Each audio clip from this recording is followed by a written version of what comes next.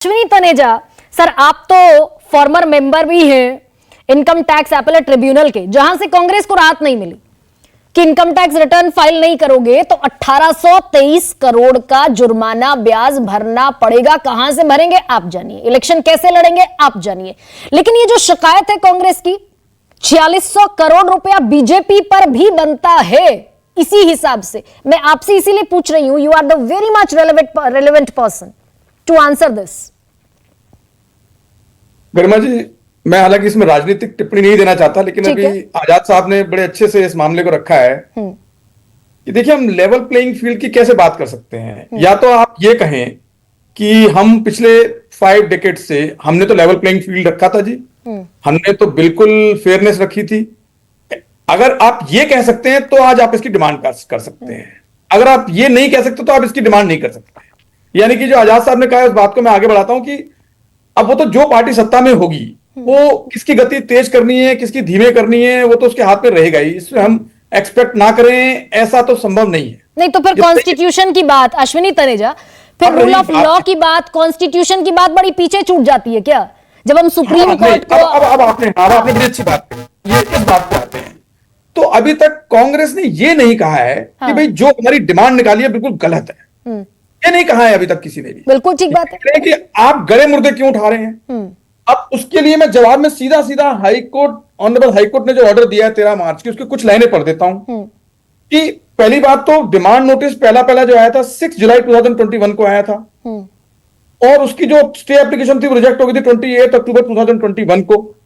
Then they gave as we read the impugned order, what ultimately appears to have weighed upon the ITTs of the petitioner having firstly been remiss in taking preemptory steps in respect to demand which have remained outstanding right from 2021।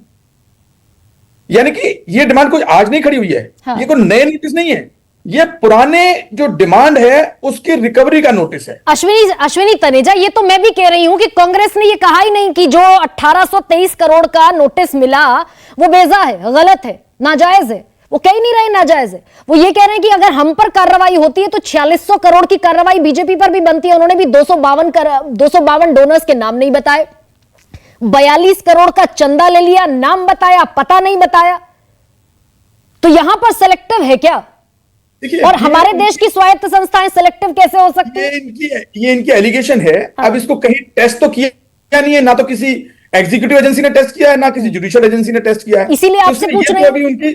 ये तो उनकी allegation है, तो जब fact सामने आएंगे उसके बाद पता लगेगा कि हाँ, ये जो इनकी एलिगेशंस हैं या जो इनके डाउट्स हैं ये कितनी करेक्ट है या नहीं है। लेकिन ये जो डिमांड की रिकवरी हो रही है, ये तो डिमांड की रिकवरी असेसमेंट ऑर्डर के बेस पे हो रही है, जिसमें ITAT का ठप्पा लगा है, जिसमें हाईकोर्ट ने अप्रूव किया है।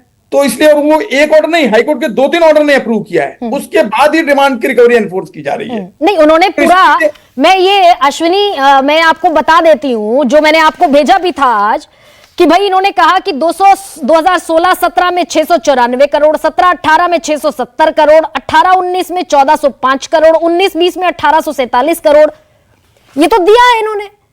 तो इसलिए ये नहीं कह सकते। और मुझे लगता है कि ये इनकम टैक्स डिपार्टमेंट की, IT डिपार्टमेंट की वेबसाइट पर पब्लिश भी होगा ये। हाँ, तो इसलिए ये नहीं कह सकते कि आज का कोई डिमांड रिकवरी है। अगर ये कह रहे हैं 93-94 का क्यों निकाल रहे हैं आज, तो रादर ये क्वेश्चन तो उल्टा बनता है कि वो 93-94 से आपने पेंडिंग ही क्यों रखा। जब 93-94 से डिमांड आपकी पड़ी है तो उसका जो भी करेक्टिव मेजर है वो लीजिए। आप किसी कोई सिटीजन इतना डिमांड पेंडिंग रखेगा तो देखिए उसका क्या असर होता है। आपका पेंडिंग ही क्यों है 93-94 से, आपने क्यों नहीं लिया एक्शन आज तक।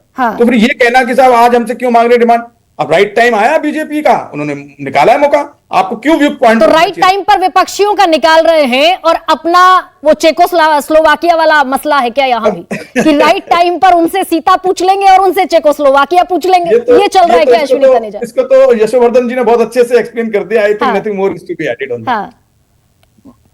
लेकिन आप भी उस अपीलेट ट्रिब्यूनल के हिस्सा हैं, इनकम टैक्स के, स्पेशली जो मोर प्रिसाइज टॉपिक है आज का।